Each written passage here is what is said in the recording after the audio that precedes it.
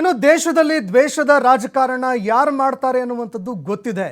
ನಾವೇನು ಮುನಿರತ್ನ ಅವರಿಗೆ ಬೈಯುವಂತೆ ಹೇಳಿದ್ವಾ ಅಂತ ಕಾಂಗ್ರೆಸ್ನ ನಾಯಕರು ಪ್ರಶ್ನೆ ಮಾಡ್ತಾ ಇದ್ದಾರೆ. ಬೆಳಗಾವಿಯಲ್ಲಿ ಬಿಜೆಪಿ ನಾಯಕರ ವಿರುದ್ಧ ಸಚಿವೆ ಲಕ್ಷ್ಮೀ ಹೆಬ್ಬಾಳ್ಕರ್ ಅವರು ಕಿಡಿಕಾರಿದ್ದಾರೆ. ನಾವೇನಾದರೂ ಅವರಿಗೆ ಬೈರಿ ಅಂತ ಹೇಳಿದ್ವಾ? ಬ್ಲ್ಯಾಕ್ ಮೇಲ್ ಮಾಡುವಂತೆ ಮುನಿರತ್ನಗೆ ನಾವು ಹೇಳಿದ್ವಾ? ನಾವು ಏನು ಹೇಳಿಲ್ವಲ್ಲ, ಮಾಡಿದ್ದನ್ನೋ ಮಾರಾಯ ಅನ್ನುವಂತಾಗಿದೆ.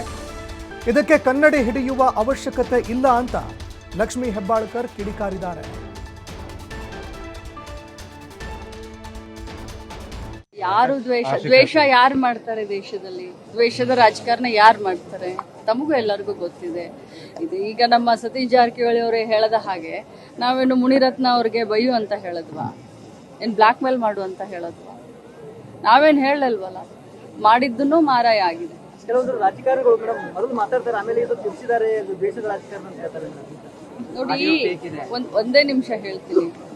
ಕೆಲವೊಬ್ರು ಮಾತಾಡ್ತಾರೆ, 90% ಮಾತಾಡ್ತಾರೆ.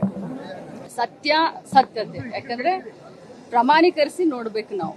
ಬಟ್ ಇದು ಏನಿದೆ ಅನ್ನೋದು ತಮಗೆಲ್ಲರಿಗೂ ಗೊತ್ತಿದೆ. ಇದಕ್ಕೆ ಕನ್ನಡಿ ಹಿಡಿಯುವಂತ ಅವಶ್ಯಕತೆ ಇಲ್ಲ. ಯಾರು ದ್ವೇಷ ಯಾರು ಮಾಡ್ತಾರೆ? ದೇಶ